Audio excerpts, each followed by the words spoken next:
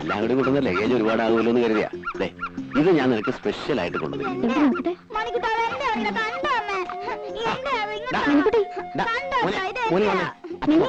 മോനച്ഛൻ വേറെ വാങ്ങിത്തരാം. ഇവനാള് മഹാകുസുതിയാ. ഓ, ഇപ്പൊ ചിരിക്കണം. 5 കൊല്ലായിട്ട് മോൻ വെളുത്താണോ കറുത്താണോന്ന് പോലും തിരിഞ്ഞു നോക്കാത്ത ആള്. ഓ, എന്റെ മോൻ എങ്ങനെ ഇരിക്കുന്നു എനിക്ക് നല്ല പോലെ അറിയാം. ലടവിട്ടാ മോൻ ചേച്ചിയുടെ കൂടെ പോയി കളിച്ചോട്ടോ. നീ എനിക്ക് എല്ലാ കൊല്ലം ഫോട്ടോ അയച്ചു തരാറുണ്ടല്ലോ. മോൻ മാത്രമല്ലല്ലോ, ഒരു ഭാര്യ ഇവിടെ ജീവിച്ചിരിക്കണ്ടല്ലോ. അപ്പൊ ഞാനവിടെ സുഖിച്ച് കഴിയാന്നാ നിന്റെ വിചാരം?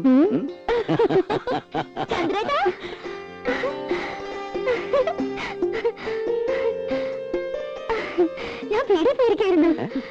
ഇത് നമ്മുടെ രാധയല്ലേ? നൂല് പോലെ ഇരുന്ന പെണ്ണ് കയറി അങ്ങ് വളർന്നു പോയല്ലോ. ചന്ദ്രേട്ട ഇപ്പൊ ഒരു കിളവനായി. പോയി അവിടുന്ന്. കണക്കിന് ദിവാകരൻ ഇവിടുന്ന് മാറണ്ടാവില്ല. നീ ആ സാധനങ്ങളൊക്കെ അകത്തുകൊണ്ട് വെച്ചേ. ഞാൻ ആരുടെ സ്വർഗത്തിലെ കട്ടൂർ പാവനില്ലപ്പാ. എങ്ങനെയുണ്ട് ഇവളിപ്പോ? അല്ല, ഈ പ്രായത്തിന് പെശകാണേ. അവള് പാവ.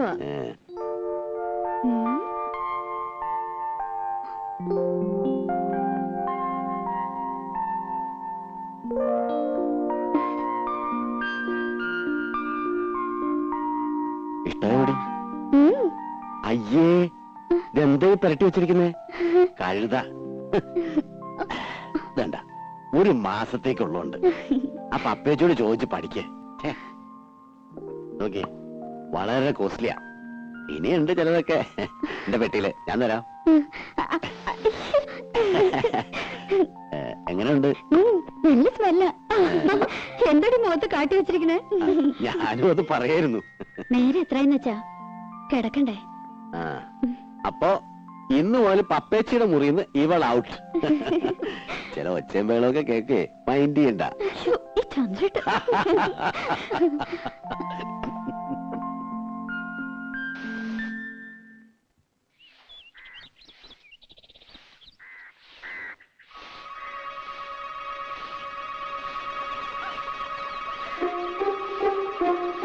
എന്താണ്? ഒറ്റടിയാണോ? കണ്ടിട്ട് എന്ത് തോന്നുന്നു? കണ്ടിട്ട് ഗാനമേള എങ്ങനെ ഉണ്ടായിരുന്നു? ഗാനമേള വലിയ കുഴപ്പമൊന്നും ഉണ്ടായിരുന്നു. പത്മിനേച്ചിയുടെ ഭർത്താവ് വന്നിട്ടുണ്ടല്ലേ? എങ്ങനെ മനസ്സിലായി? അതൊക്കെ മനസ്സിലായി. ആളത്ര ശരിപ്പുള്ളി അല്ലല്ലേ? ആര് പറഞ്ഞു? ഇതൊക്കെ ആരെങ്കിലും പറയണോ? ഉണ്ണിയെ കണ്ടാൽ അറിഞ്ഞൂടെ ഊരിലെ പഞ്ഞം. ഏതായാലും ഒന്ന് സൂക്ഷിച്ചോളൂ.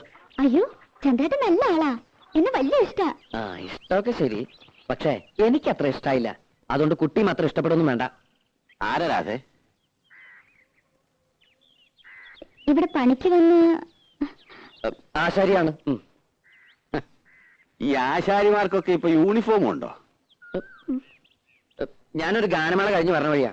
നേരം വൈകണ്ടെന്ന് വെച്ച് നേരെ ഇങ്ങോട്ട് പോന്നു. ജൂനിയർ യേശുദാസാ? ഓ, അതാണല്ലേ ഈ white and white. Junior Yesudas ചെല്ല്. ഈ വീട്ടിൽ പണിക്ക് വരുന്ന ആശാരിമാരോടൊന്നും ഇത്ര ചിരിയും കളിയൊന്നും വേണ്ട.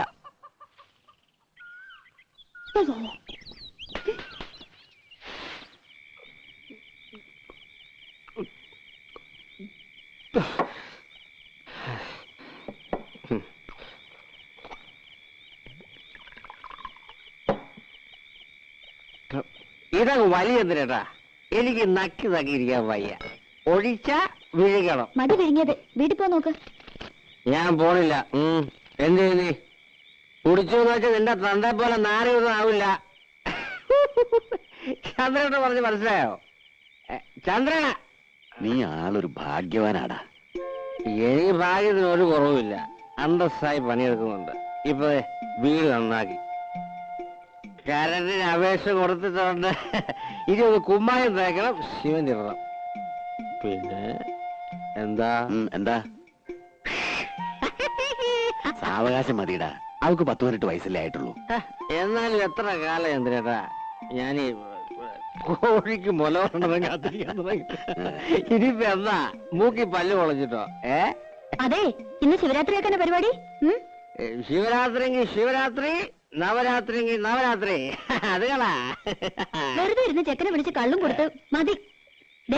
ഇനി എനിക്ക് ദേഷ്യം വരും കേട്ടോ. നിർത്തി, ഇത് ലാസ്റ്റാണ്. വലി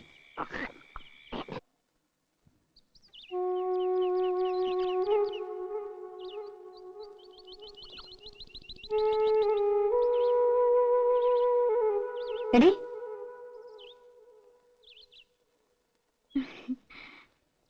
ആശാരിമാരുണ്ടായിരുന്നപ്പോ ഒരു രസമായിരുന്നു ഇല്ലേ ഉപ്പച്ചി? രസം. നീ കറിക്ക് എന്തൊക്കെയാ നോക്ക്. ചന്ദ്രേട്ടൻ ഉണ്ണാൻ വരുമ്പോ കൂടെ 1-2 പേരുണ്ടാവും. എന്തുണ്ടാക്കാനാ? അമ്മേ അമ്മേ വാ, ഒരു സൂത്രം കാട്ടിത്തരാം. എന്താ മോളെ? വരൂന്നേ. രാത്രിയും വാ. എനിക്ക് വേണ്ട നിന്റെ സൂത്രം.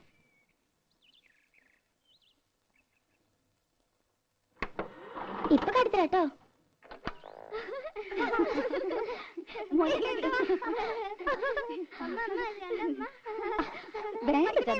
കണ്ടോ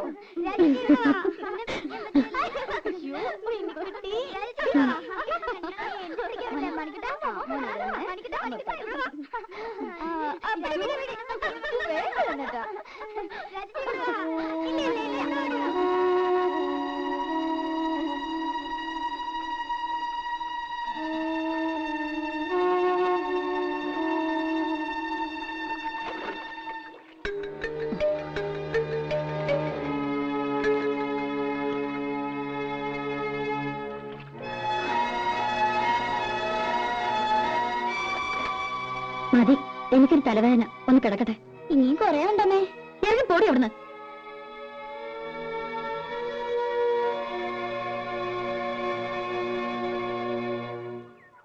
തള്ളേ, പാരത്തള്ളേ.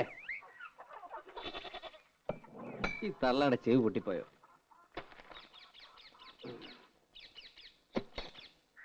പാരത്തള്ളേ.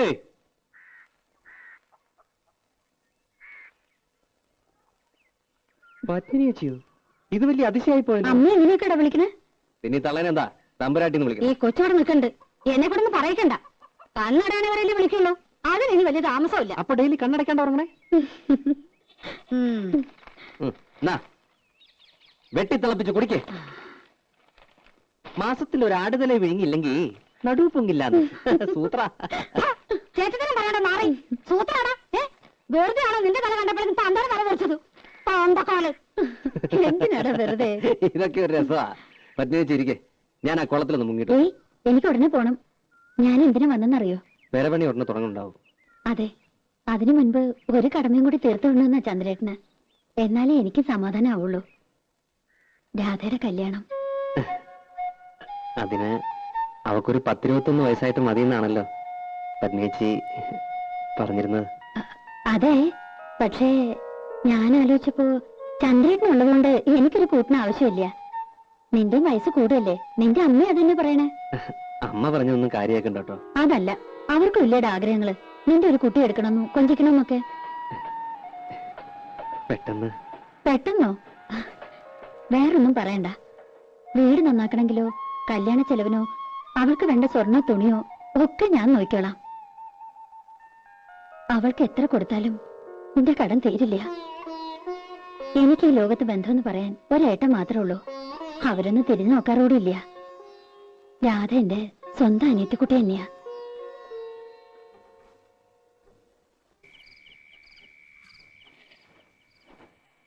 കൊടുക്കുന്നതിലൊന്നും എനിക്ക് വിരോധം ഉണ്ടായിട്ടില്ല. പക്ഷെ എനിക്ക് മനസ്സിലാകുന്നില്ല ഇത്ര പെട്ടെന്ന് ആലോചന. പെട്ടെന്നുള്ള ആലോചന അല്ലല്ലോ. പണ്ടേ അവൻ കെട്ടാനിരുന്ന പെണ്ണ് തന്നെയല്ലേ? അതെ, എന്നാലും പെരപണിയാണെങ്കിൽ തുടങ്ങാൻ പോണു. അതിനിടയില് അവളിവിടെ ഇല്ലാണ്ടായാല്. അവളല്ലല്ലോ പെരപണിയണത്. അടുക്കളപ്പണിക്ക് ഞാനൊരാളെ കണ്ടുവച്ചിട്ടുണ്ട്. ആരെ? ആരായാലും എന്താ, പണിക്ക് ആളുണ്ടായ പോരെ? വല്ലതും വായിക്ക് പിടിച്ചത് തിന്നണ്ടടി. അങ്ങനെ രുചി പിടിക്കണ്ട. ഇത്രയും നാളും തിന്നോണ്ടിരുന്നത് രാധ വെച്ച് വിളമ്പിയതല്ലോ.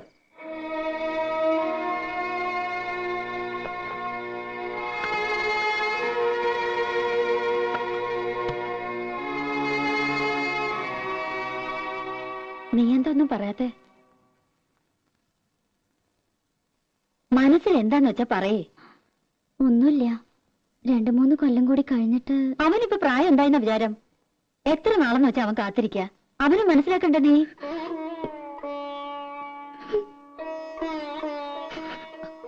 അതിന് നീ കരയണ എന്തിനാ? പാപ്പേച്ചിക്ക് മനസ്സിലാവും. എത്ര അടുപ്പുണ്ടെങ്കിലും കല്യാണം എന്നൊക്കെ പറയുമ്പോ ഏതൊരു പെൺകുട്ടിക്കും ഉണ്ടാവും പേടി. നിന്നെ അവൻ പൊന്നുപോലെ നോക്കിയോളും. ഇങ്ങനെ കരയാൻ അവൻ ഒരിക്കലും ഇടവരുത്തില്ല. കരയാവള്? ഹേയ്, എന്റെ പത്മിനി വെറുതെ അവളെ എന്തിനാ നിർബന്ധിച്ച് സമ്മതിപ്പിക്കുന്നേ? കല്യാണം എന്നൊക്കെ പറഞ്ഞ ഓരോരുത്തരുടെ ഇഷ്ടാ.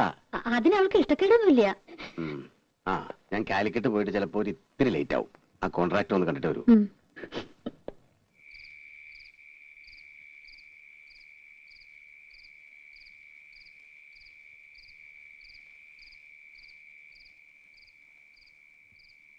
രാധേ, രാധേ,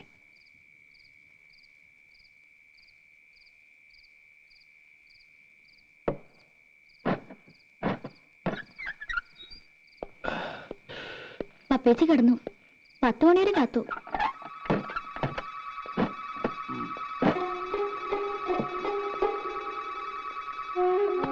ആ വെള്ളം തന്നെ.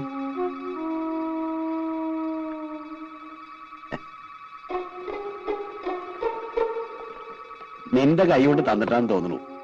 നല്ല മധുരം.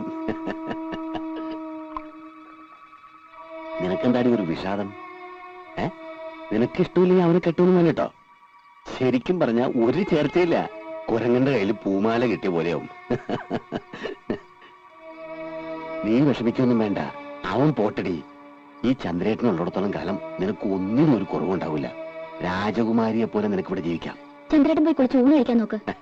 ഞാനും ഉണ്ട്. ഇനി ഒന്ന് കിടന്നാ മതി.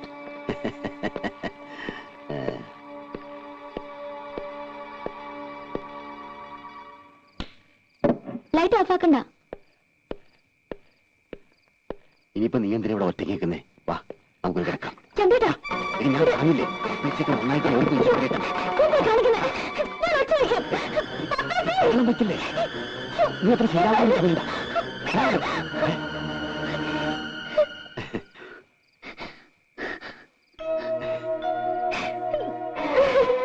എന്നെ കണ്ടവള് വല്ലാതെ പേടിച്ചു, പാവം. ആ, പെരവണി അടുത്ത ആഴ്ച തുടങ്ങാൻ കേട്ടോ. ഞാനൊന്ന് കുടിക്കട്ടെ, വല്ലാത്ത വിശപ്പ്.